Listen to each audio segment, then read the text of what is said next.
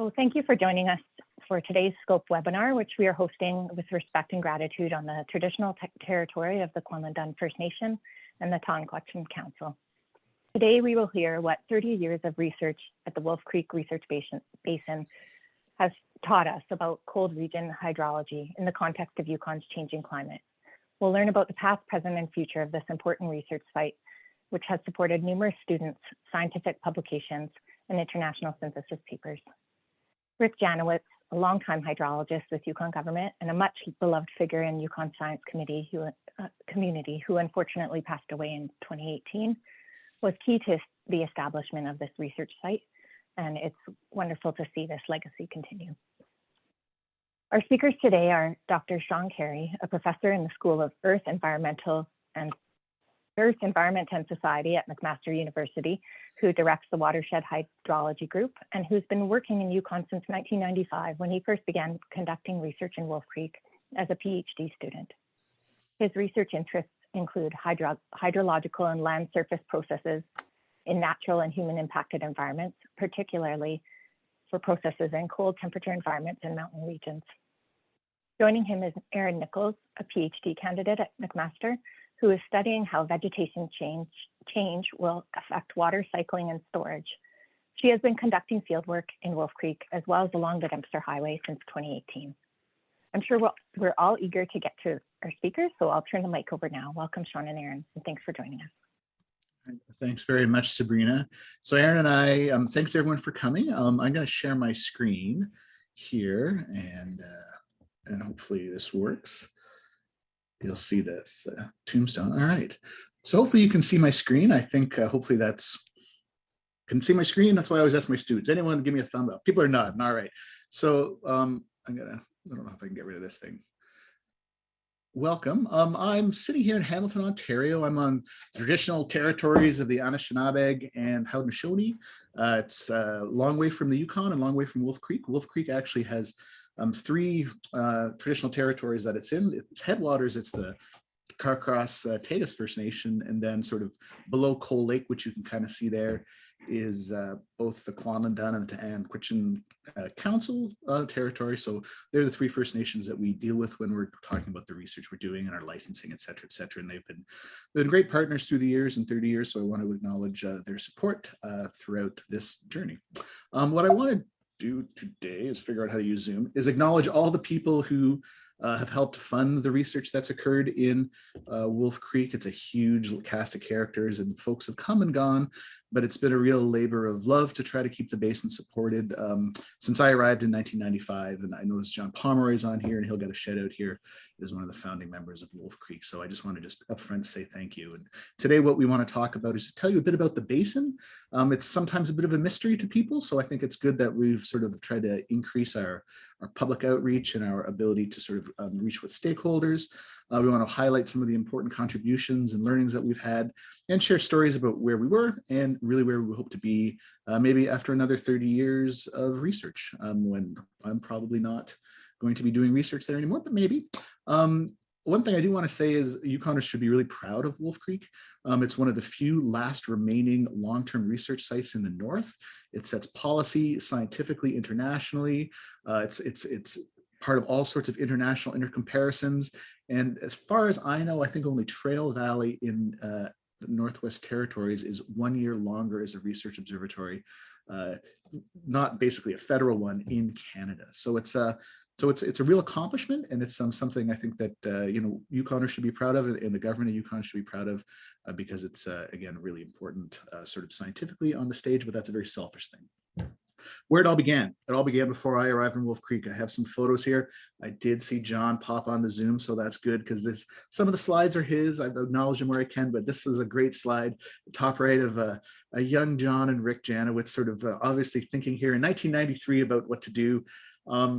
The research basin was established really because Rick Janowitz, who was the hydrologist for 35 years, was having difficulty sort of calibrating and running models from the south to do flood forecasting and water resource work for the Yukon government. So he sort of decided that a research basin was needed, and he looked out to a group of colleagues and friends and sort of rang the bell. And with John, who then was with Environment Canada, worked with the Arctic Environmental Strategy at INAC, which was part, worked for the federal government before devolution in 2003, I guess. And they established Wolf Creek Research Basin. So preliminary work began in 92, but the real work began in 93. So the good thing about the 92, 93 is that we can celebrate the 30th anniversary sort of twice. That's sort of the purpose of this, because there's some debate back and forth. But these were the earliest photos I could find of the gauge at the outlet with a really old stage recorder, and one of the first maps with the stamps on it saying the establishment is a research basin. And this is a nice old map. And this is the campground right there at the highway. So most people, I assume on this call, know where Wolf Creek is. It's a beautiful place. It's my home away from home. I was trying to figure out how many years of my life, like I'd camped on the ground in Wolf Creek, and it's over a year, but it's under a year and a half. And my hips and my shoulders aren't what they used to be. And I have to thank Wolf Creek for that. So Wolf Creek straddles, many elevation zones. It sort of goes from boreal forest at lower elevations through the shrubby taiga bush to alpine and rocky areas up high. It's not too high, 2,100 meters to 640, and it really covers, sort of a range of permafrost probabilities and distributions. We don't have a great idea of where the permafrost is. Tony Lefkovich went in there in 2004 with one of his students, Mark Edney, and tried to figure it out. It's kind of a sporadic permafrost at high elevation and north-facing slopes, but it plays an important role in hydrology. So that's the setting. We've tried to increase the instrumentation in the recent years. We have a number of hydrometric stations. We currently operate, I think, 4 or 5 years that try to get measurements of stream flow year round.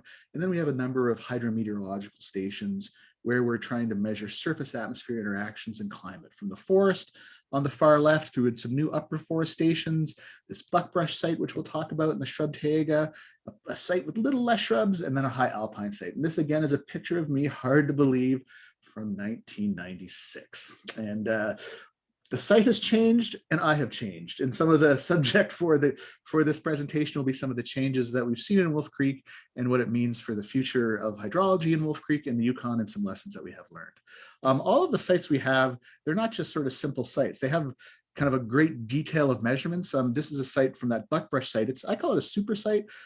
Through the years, Rick and John worked to sort of put every single snow instrument there possibly is. Tyler DeYoung, who's hopefully on the call, I think I saw him, is a technician, part-time PhD student who's looking at this. This is one of the sites in the world that collects snow almost better than any other, and it's a real sort of, again, flagship site. So we really are going sort of full bore on that. And again, a lot of our sites also come from this headwater site, Granger Basin. Granger Basin, most people know it for the place, there's a large snow patch, and so the archaeology crew comes in every year and there's artifacts that become exposed. But we've been studying this in detail as well since the late 90s, 1998 instrumentation, or maybe 97 was put in. And so this is sort of the two super sites, Wolf Creek Basin and Granger Basin, where most comes from.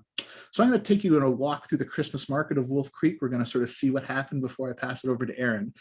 Things started in the 90s. There were a number of programs that had sort of old-fashioned logos. I like the International Tundra Experiment logo. It's very hand-drawn and nice. The Mackenzie GWEX study was what I did my PhD under. There was these EMANs, so the Environmental Monitoring Assessment Network. And part of this Mackenzie GWEX project was the first sort of daring do adventures to some of these spots to integrate some of our northern hydrological knowledge to help predict the hydrology and understand processes operating within the Mackenzie Basin. Wolf Creek's not in the Mackenzie Basin. I've heard people say when you get to the top point, you can see to the Mackenzie Basin, but it was representative of the Mackenzie Mountains, and logistically it was a place to go. It's a picture of Jill Johnstone. Some of you may know her. She's back living in Whitehorse. She's done a lot of ecological work in Wolf Creek through the years. And this is from, again, the 90s. And this is a picture of me the day I was dropped off by my friend Delmar Washington of Capital Helicopters. He sort of sold the company, but still flies with them now.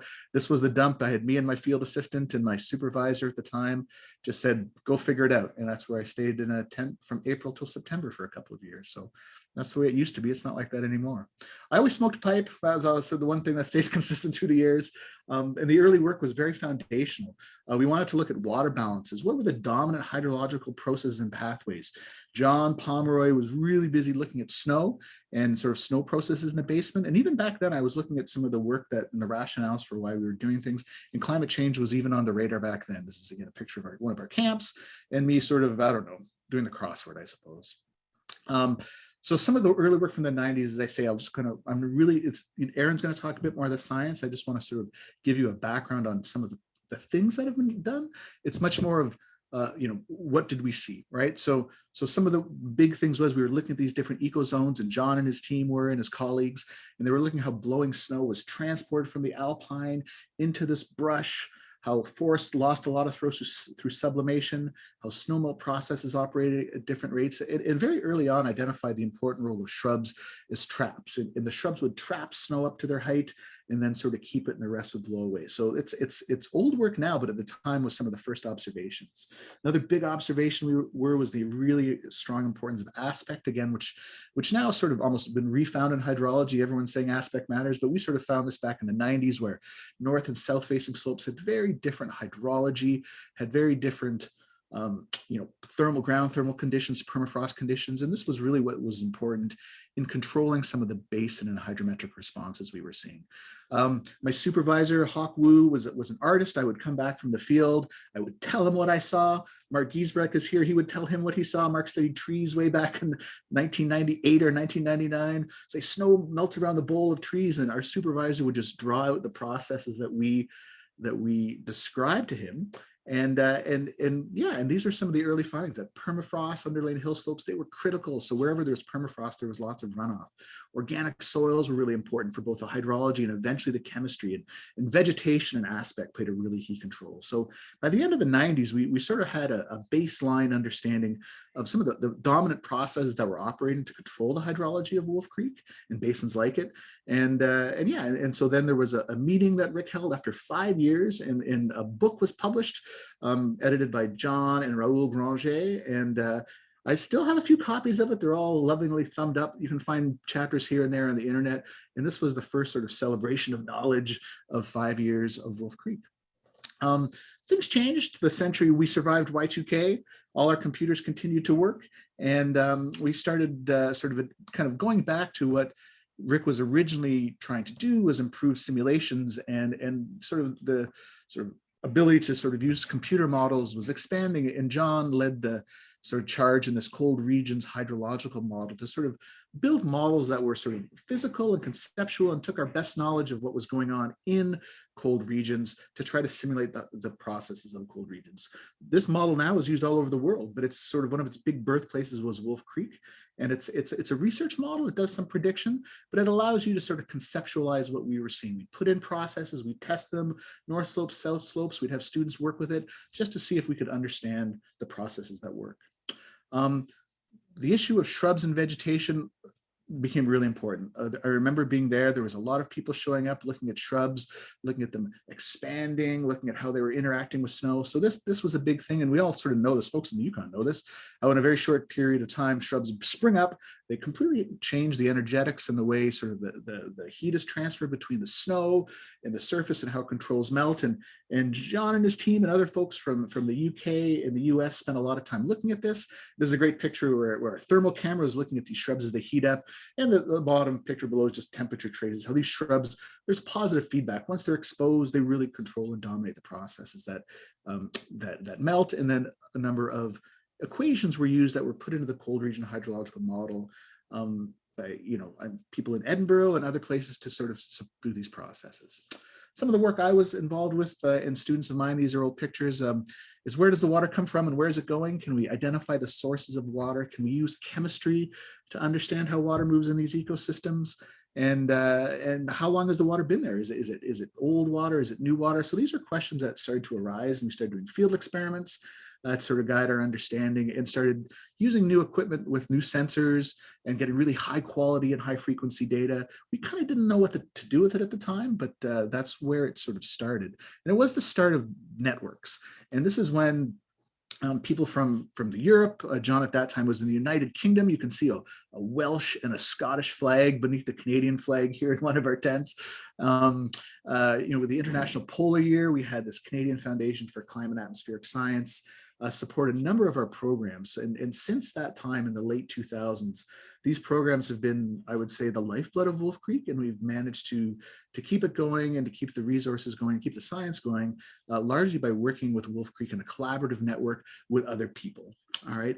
So since 2010 in the early 10s, there's been a really, really large investment in Wolf Creek. There's been a real sort of increase in the number of people. There's been a large renewal of infrastructure. And I see Ryan there. I'm going to show a graph of your work, Ryan. There's all sorts of other things that have happened that I'm not really going to get into, but I just want to say that these are areas of research.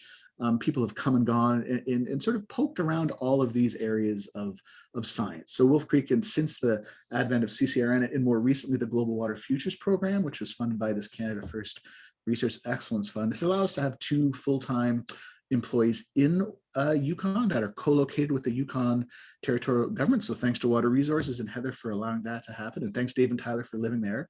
But it's allowed us to really sort of take Wolf Creek and some of the measurements to the next level through these investments. So it's just important to acknowledge. Again, we're part of this team and part of this community of watersheds. Wolf Creek is the 2nd longest running watershed that I'm aware of. That's part of sort of a university system. The government has sort of largely walked away from research watersheds, but with 30 years of data, it's sort of my life's goal to keep this long-term measurements going, because it was the argument of, are you just measuring? Are you under, and eventually with 30 years, monitoring is science. And that's the importance of Wolf Creek. So since then, yeah, as I said, we've been measuring all sorts of crazy things. Water temperature, I know Ryan, who works for the BC government, spent a lot of time looking at high frequency water temperature. This is water temperature through the summer along 2 kilometers. I have another student, Andres, who I saw is on the call, and I saw Alban Finster's on the call, who was the person I was always told to talk to about water temperature. We're hoping to expand our water temperature research across the Yukon, because we're increasingly asked to take a look at water temperature and try to understand the implications of change.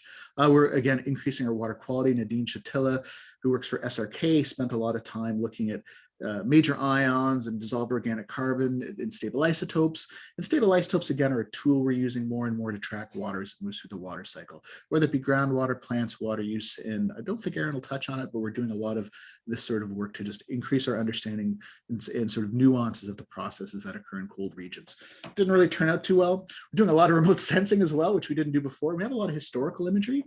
We've flown 2 LiDAR flights for Wolf Creek and use this to sort of do change detection. We're more and more using publicly available data sets, and we've worked with the NASA Above program to get some sort of experimental remote sensing products as well that we haven't really dug into, but whenever they're up flying out of Whitehorse, because they're often staging to Alaska, we get them to fly Wolf Creek and collect terabytes of data, and we tell them that one day we'll hopefully find a student interested to deal with their data. So it's just something that sort of keeps us engaged. But again, it's the Wolf Creek, since I've been there, it's changed a lot. I remember we used to be able to drive everywhere. There wasn't many shrubs.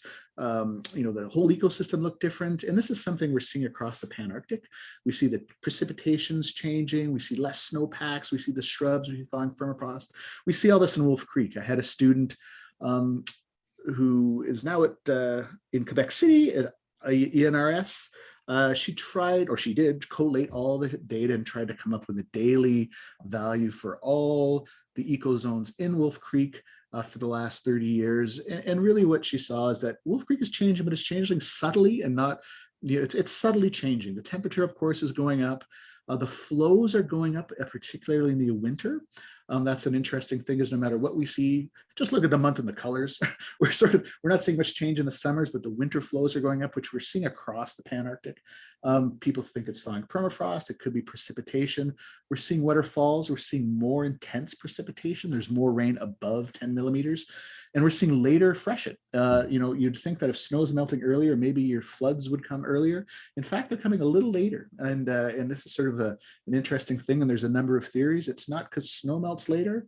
It's, there's not too many trends in 30 years of data. It's very hard to tease this out, but certainly, we see it's changing, but something that changes one way can change another way. And some of the way we've done this, and I haven't done this, this is work of Kabir Razuli. It was a PhD student of John.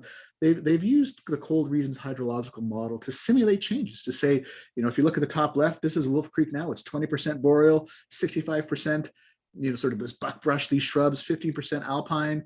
Well, in the future, it's supposed to change. And what does this mean to hydrology? And it's often offsetting things where it's, if there's more rain, less rain, what is this? It's all by elevation ecozone. But one thing that I'll draw your attention to is that the green is the vegetation change. And vegetation change in a simulation environment, which is our best understanding of processes, it's one of the most important things that affect all aspects of the hydrological cycle. Of course, warming temperature affects rain, snow, precipitation change, but this ecosystem change in itself knocks on so many other things that it's something that we sort of continue to think about and take a look at and understand its implications more broadly. This is just a bit of a history. I'm about right on time. And there are a lot of people working in Wolf Creek. There are a lot of people who have come from Wolf Creek. As I say, I saw one former student, one former colleague of mine. There's hopefully more. I can't see because I'm presenting, but there's a lot of students now working in Wolf Creek, working on things from wetlands that Lauren and Arsh is up there, and he's really taking a spatial look at runoff processes.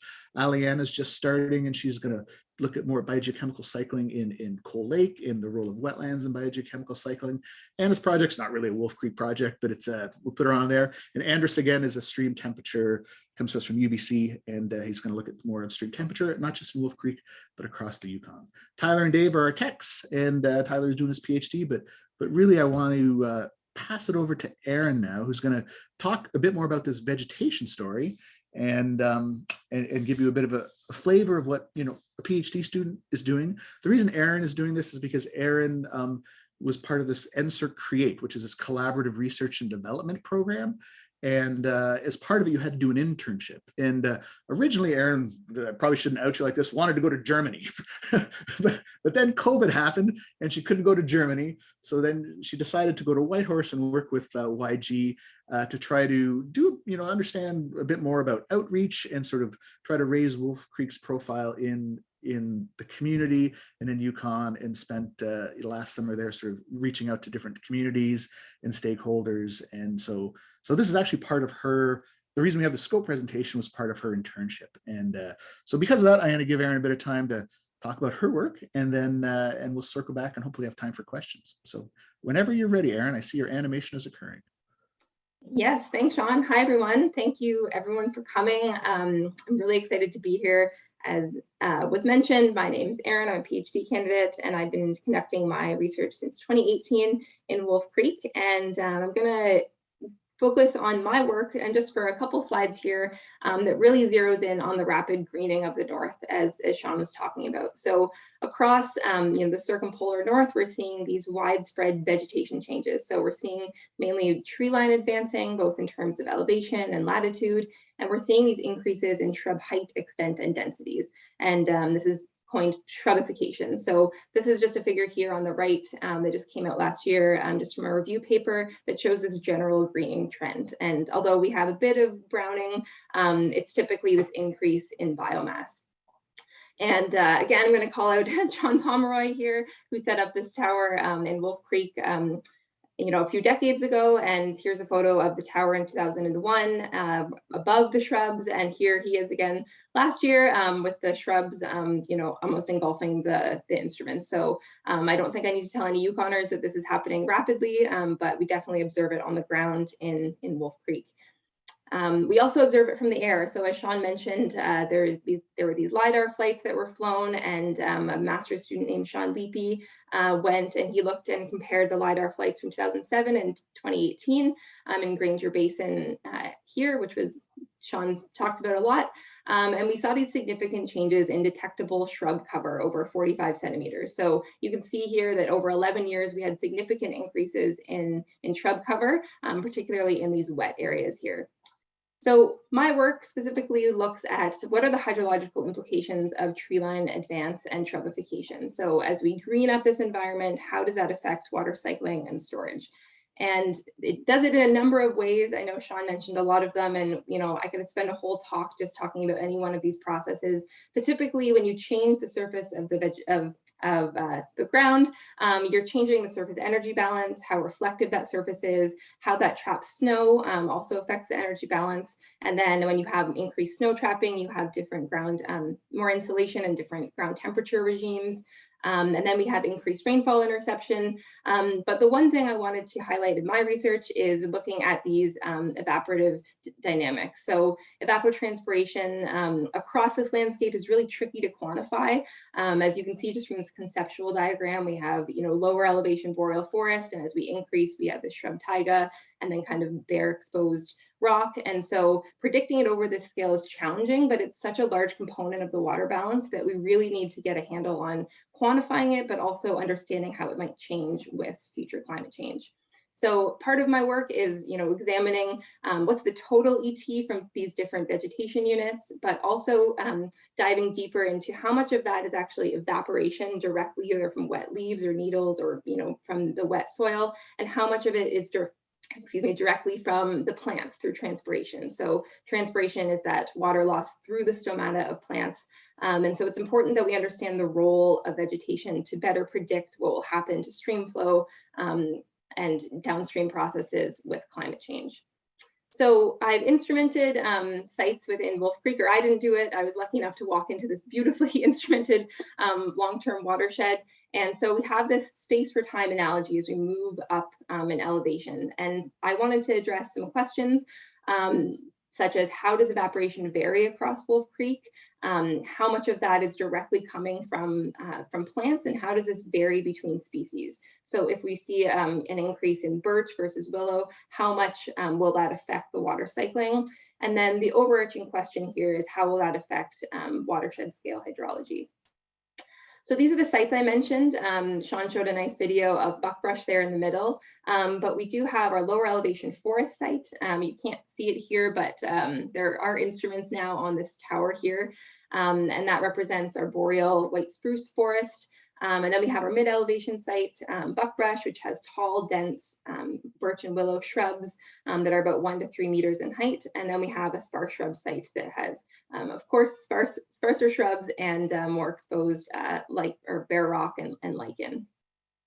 So the main thing I want to highlight between these sites that I've looked at is the thermal gradient. So we have warmer conditions at lower elevations that decrease as you increase in elevation.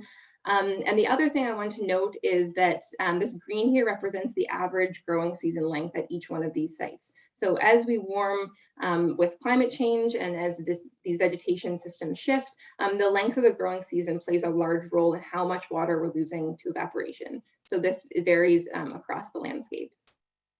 So in terms of what we found, how does it vary across landscapes? So this is the last 6 years of cumulative ET data. And there's 2 things I really want to point out to you. One, the forest is evaporating quite a bit more than our shrub sites. And the next thing is that as we decrease the amount of vegetation cover or move up in elevation, we increase this interannual variability. So if we look at the difference between our 2 shrub sites in terms of our total evaporative losses, buckbrush is higher than the sparse shrub site, but not by a whole lot. It's just that we're increasing that variability. This figure here shows the mean or the average evapotranspiration over those sites over all those years throughout the year. And you'll note that between those 2 sites, so when we're thinking about small versus tall or dense shrub systems, the main difference here is really in the middle of the growing season. So when those plants are on, they seem to be transpiring. And so we really want to dive deeper into that question of what's the role of vegetation in these systems. And so to do that, we installed sap flow sensors on birch and willow shrubs at buckbrush site, and we installed sap flow sensors in the white spruce trees at our forest site. And what we found is that in the middle of the growing season, when you account for all the water flow that's going through those plants, which is what those sensors are measuring, and we scale that up based on how dense that vegetation is, we found that the transpiration rates at our shrub site were actually higher than our forest site.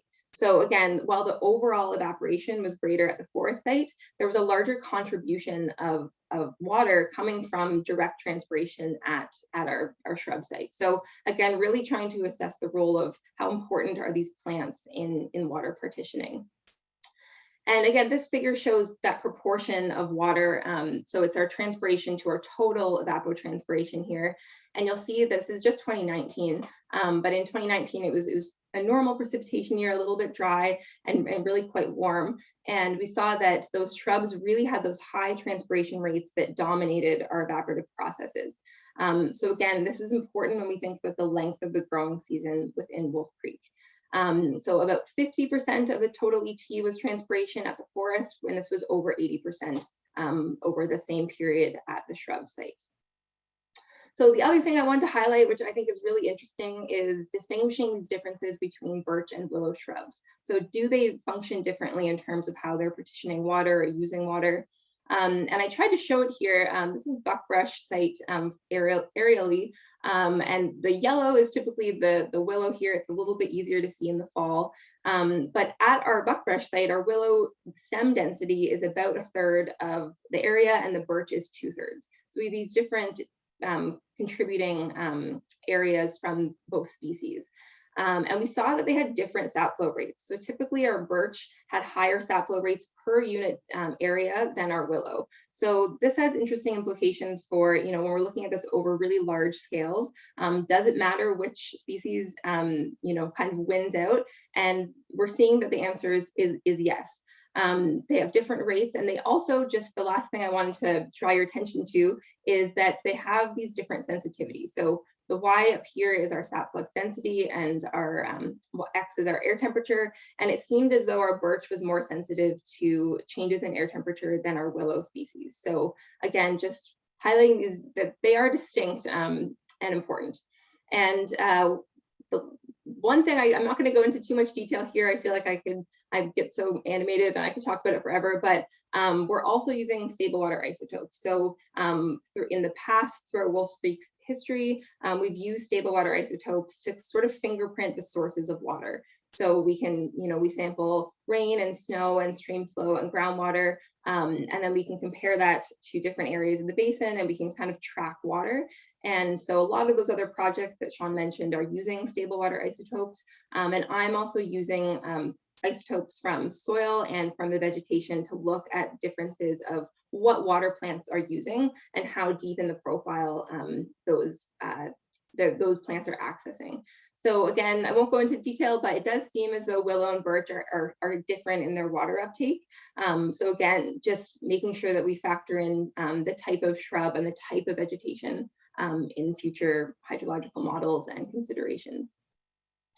So overall, what does this mean for watershed scale hydrology? Again, we're seeing different responses across this landscape. So if we think about Wolf Creek, we really have to break it up into these different ecosystems of the forest is very different than our shrub sites. So with increasing tree line advance, which is typically slow, we're seeing increases to total ET, but the tree line is sensitive to drought and also fire disturbance, whereas our shrubification is really quick and it's increasing ET, but really seems like only in that middle of the growing season. So it's sensitive to the length of the growing season and also sensitive to air temperature.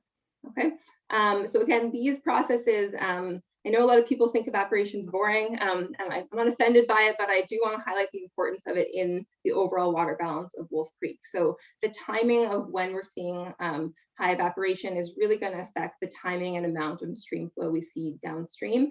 And the high levels we see from the forest mean that a lot of that water that's coming through at the Wolf Creek outlet is actually originating at higher elevations. So feel free to check out the paper that we have. It's open access if you want to learn more about that. I just want, so that was a bit about my work. And again, that's a small piece of what's been going on in Wolf Creek. And as Sean mentioned, we really, as we move forward in terms of the many projects that are ongoing and scheduled for the future, we did want to look back and contextualize and synthesize some of the work that's been done.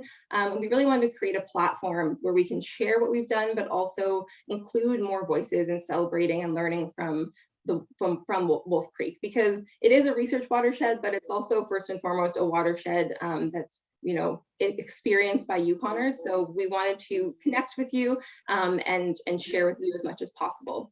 So to do this, we created the Wolf Creek Research Basin website. So if you want, you can scan that code with your camera, but you can also just go to wolfcreekresearchbasin.ca. And this is sort of we wanted to create a one-stop platform where we can communicate our research, but also get feedback and hear other perspectives around Wolf Creek. So on this website is where you'll find information about current projects. For all of the people that Sean was talking about, their contact information will be up on the website as well. So again, you can continuously pop back on and to connect with us in multiple ways. We did want to share our data as much as possible, both our real-time data as well as historical data sets that are freely available. As well, there's been over 100 publications from Wolf Creek over the years. So again, you can log on the website and learn more about snow processes or evaporation if you want, or vegetation change. So I highly encourage everyone, if you're interested, please check that out. Like I mentioned, we're really interested to share more perspectives about Wolf Creek. We realize that we've been very focused on the science as scientists, and we really want to celebrate the work and the land in more than one way. So if you can head to the website, there is this tab called Share With Us, and there's a very short survey. You can fill out as many or as few questions as you'd like. But again, we'd love to hear your experience and perspectives, maybe what you're interested in terms of research. Additionally, we received a lot of photos from Wolf Creek, and we're really trying to showcase them on the website. So if you have any photos or anything from Wolf Creek throughout the years or recently, we'd love to see them. So if you can submit them to our email there, that would be wonderful. Additionally, if you want to learn more, you can sign up for our newsletter, which is going to be out in mid-March. So on the website, you can just quickly enter your email, and it'll only be one email a year, but it'll summarize some of the work and events that we'll have planned for the year.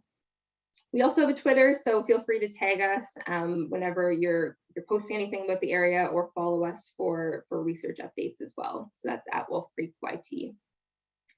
And finally, in August, we're hoping to have a Wolf Creek campground event for storytelling and a fireside chat.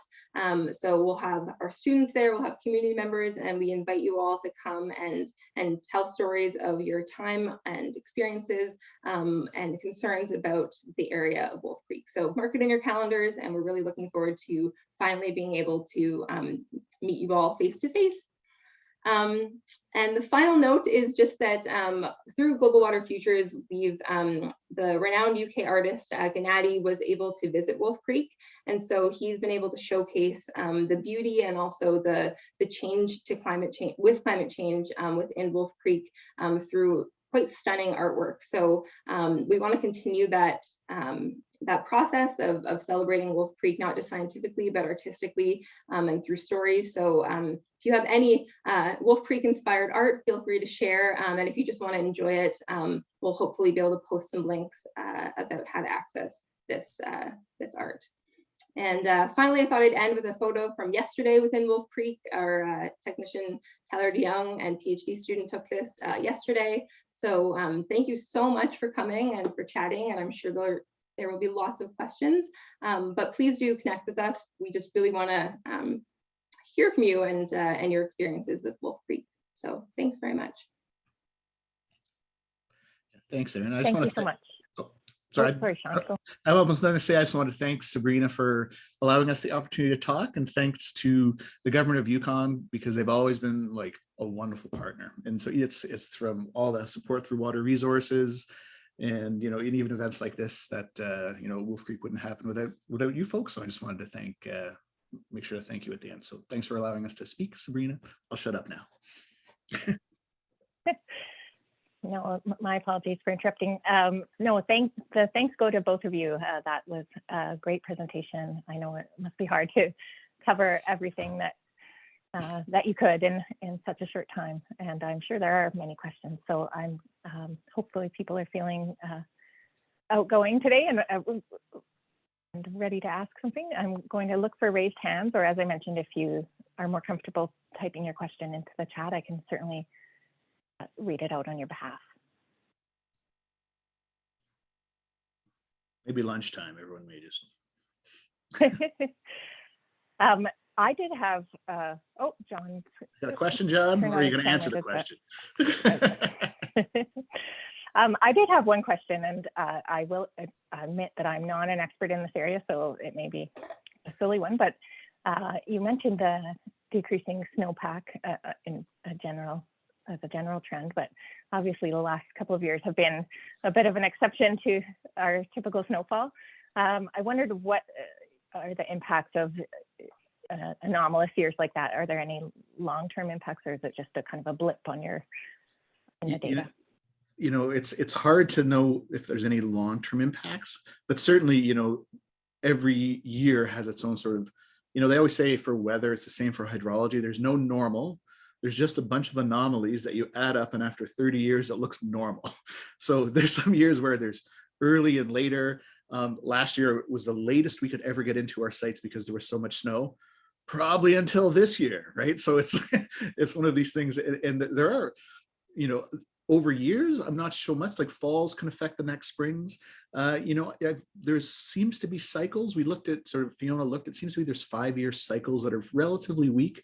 The hydrology is very strongly controlled by the teleconnections, by El Nino. And so it's pretty easy to link the flows in a given year to large scale climate patterns. That's sort of the slow push. But on any given year, it's always a bit of a detective work, because some years it depends how the basin melts out. Is it fast? Is it slow? Does the top melt before the bottom? Is it sunny? Is it rain on snow? Hydrology is a field of anomalies that we then say the average is, where I'm not sure if the average is all that useful, but but all this snow, I don't know if it's true. You know, I'm not sure what to say by a snowblower, but it's the snow, actually, the amount of snow isn't really related to the amount of flooding. That's the one thing we know for sure. It's other things like the rate of melt and often how wet the soils are. So just because it's a big snow year in Wolf Creek doesn't mean big floods. That probably doesn't apply to broader areas of the Yukon, though. Like if you're looking at the Yukon